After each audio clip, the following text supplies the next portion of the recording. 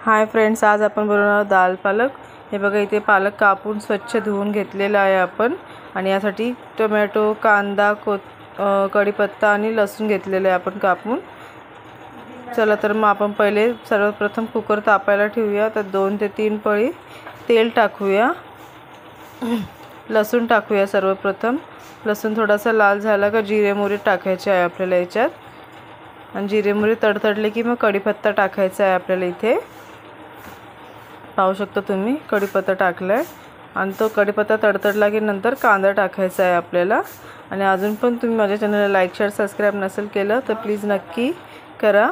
हे बघा, तुम्ही पाहू शकता कांदा आपल्याला व्यवस्थित लालसर असा परतून घ्यायचा आहे, छान असा लाल होईपर्यंत। त्यानंतर हे बघा, आपण इथे तुरीची डाळ भिजत ठेवली होती अर्धा तास आधी। आणि कांदा परतून झाला का टोमॅटो टाकायचा आहे इथे मस्त। आणि टोमॅटो आपल्याला छान प्रकारे असं परतून घ्यायचं आहे आणि त्याला 2 मिनिटं लागतील। त्यानंतर आपल्याला याच्यात एक सिक्रेट इन्ग्रेडियंट टाकायचं आहे, जेणेकरून आपली भाजी जी आहे ती खूपच छान अशी होते आणि थिकनेस येतोय। बघा, आता पहिले मसाले टाकून घेऊया। हळद टाकले मी याच्यात ½ टीस्पून, लाल तिखट टाकले 1 चमचाभर, आणि 1 चमचा घरचा घाटी मसाला आहे तो टाकला आहे। हे सर्व व्यवस्थित मिश्रण हलवून घ्यायचं आहे आपल्याला। आणि कस्तुरी मेथी थोडीशी टाकली आहे। बघा, हेच आपलं सिक्रेट इन्ग्रेडियंट आहे जे आहे ते बेसन पीठ। 2 चमचे आपल्याला बेसन पीठ घालायचं आहे, जेणेकरून आपलं जे डाळ पालक आहे त्याला छान असा थिकनेसपणा येतो। असं वेगळं काही टाकायची आपल्याला इथे गरज भासत नाही। हे बघा, आता भिजवलेली डाळ आपल्याला इथे ॲड करायची, ती 2 मिनिटं परतून घ्यायची आहे आपल्याला।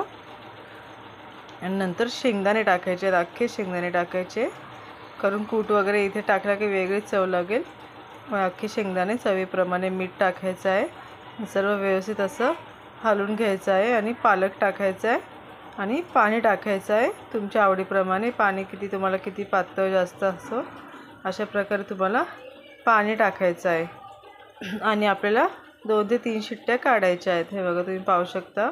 तुम्हाला पण रेसिपी कशी वाटली तर नक्की एकदा ट्राय करून बघा आणि तुमच्या प्रतिक्रिया कमेंटद्वारे कळवा। हे बघा, तुम्ही पाहू शकता आपला दाल पालक रेडी आहे। थँक्यू।